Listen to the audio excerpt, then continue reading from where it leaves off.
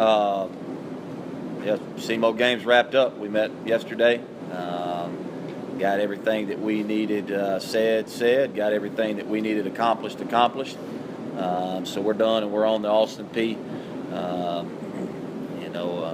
Be a day of the game travel. Right down the road, be a 4 o'clock game. So be a little bit different there, and looking forward to going out and having another chance to compete. Quincy will be back. He had a concussion, and he tested today and passed, so he should be fine. And then the other two, we just, we're always day by day around here. I've always said our kind of one of our things that we talk about is our 24-1 mentality, and that means that every day you go out to practice, you got to be the best at practice. And if you string together enough days of being the best at practice, we're going to make that move. And had a situation where, at receiver, where we started some guys. I think Mitch started at H, and Jonathan Moss started at Z right there, just because, coming off the week prior to that, we didn't have a lot of plays being made. So we wanted to shake some things up, and our kids understand that. Every position guy understands that this is a day-by-day process. And Sanford, he had a little deal on his elbow that kept him away from getting as many reps as he normally does during the week. And Nigel Walton came in there, and he had a really good week of practice. So we moved him up, and we'll continue to do that every week, just so we can get the best 11 out on the field at all times. KD will keep his regimen the same. He'll go through the week and do pretty much nothing but mental reps. We'll limit his throwing as much as we can. He may take one day where he gets some warm-ups and just to get the rust knocked off. But he'll stay right behind the quarterback going, and he'll take mental reps, and then and then we'll let him go out there on Saturday. I told him after the game I've probably been screwing him up to this point, because I should have been doing that his whole career, just letting him go out to practice, take mental reps, and then go out to the game and throw for 341 and no interceptions. So maybe that was bad coaching on my part. Been great. This team's incredible, man. And I told somebody this morning. As a parent, I'm a parent of two young girls, and as a parent, it's hard enough to get your kids just to brush their teeth, brush their hair, go to bed when they're supposed to, and all of that type of stuff.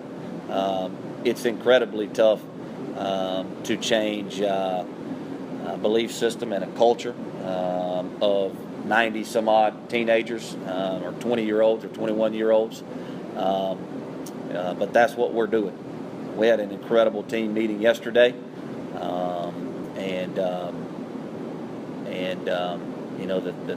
the thing about it is everybody understands where the shortcomings were. There was no finger pointing, no anything like that. We're doing this thing together. This is a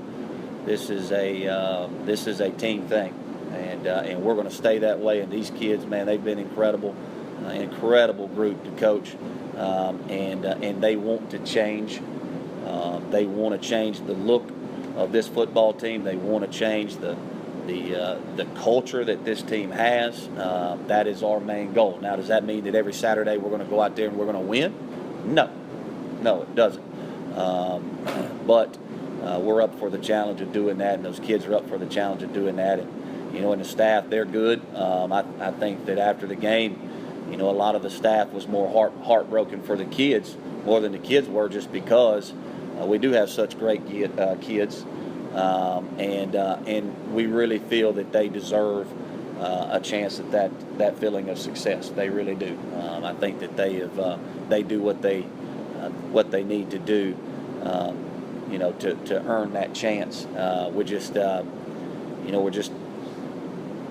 every once in a while we don't make a play and they do, or we don't make it's like the other night, we don't make a kick and they do, or we don't make a run and they do, or whatever the case may be. We're just not there yet, and I watch on film, man, I'm watching their punt returner. He goes and fields the ball on the 2-yard line, and we have literally 5 guys. We have 3 to his right, 1 in front of him, and 1 to the left, and he returns it for a 28-yard return, and almost could have got to the house if it wasn't for Mario McGraw getting up off the ground and making the tackle. And those things, those kind of things right there, are just some things that we're having to work through right now. Our issue, and it was no more evident than that second to the last drive. Okay, and our issue offensively is we can't run it. In the past few weeks, we've seen nothing but press man coverage. Okay, and what that does is that puts you in a situation where everything that you do has to be down the field. It has to be big balls, and we're living and dying on big balls right now. Now, is that a bad thing? No, because we made quite a few of them. We had DJ's big touchdown reception on the 6th play of the game. We had Mario McGraw up the pipe for a big game. We had Jesse on his 80-yard big game. We've hit Gandy on some big gains and things like that. But when you can't run it and you're having to rely on those 50-50 balls, you can't get mad when you're making them 50% of the time. And that's not really my MO on offense. Okay, I don't. Quarterback's not supposed to be down there in the 50s in his completion percentage and all that. It just ain't the way we operate. And then that second to the last drive, the problem is we've got the ball with 4 minutes or 3 minutes or whatever, and that's a perfect time. We've got to be able to run the clock out. Okay, everybody in the stadium knows we've got to be able to run the clock out. So what do? We run it on first down, and boom, we take a 3 or 4 yard loss. And that had kind of been the theme of the night right there. So now I'm going, well, let's see if we can get a quick, easy hitter, a quick, easy pass to get us a positive play so that we can try to get a first down right there. And, well, you get man press coverage, so what do? We've got to throw the man press ball. We don't have another, an outcut versus man press ain't exactly great. So we throw the man press ball, and it's incomplete. Well, you stop the clock. Well, now you're 3rd and 13, and you got to throw just to try to make a first down. We don't wind up running any time off the clock. They get the ball back, and they go right down the field, and they score.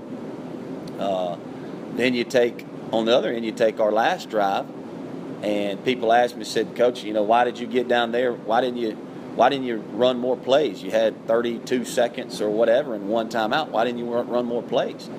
And the answer is, quite frankly, what do you want me to run? I just run a stretch play, which is the most comfortable play we have, and I lost 3 yards. So I went from the ball being on the 19 to the ball being on the 21 or 22-yard line. The last thing I want to do is run another run play and lose more yards, and that field goal just keeps on going back and back and back. So all of those things play into your decision as a play caller and how the end of that game worked out. Now I will say this: the best thing is what I told the players was, with all of that being said, as bad as we're playing right now, okay, as bad as some things are, and some of the growing pains that we're having right now, we still at the end of that game had a 37-yard chance to win. You know what I mean? At the end of that game, as bad as that was, we still had a 37-yard chance to win right there.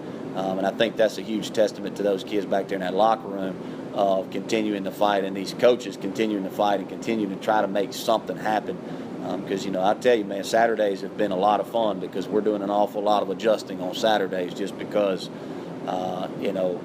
we didn't make a play here, didn't make a play there, or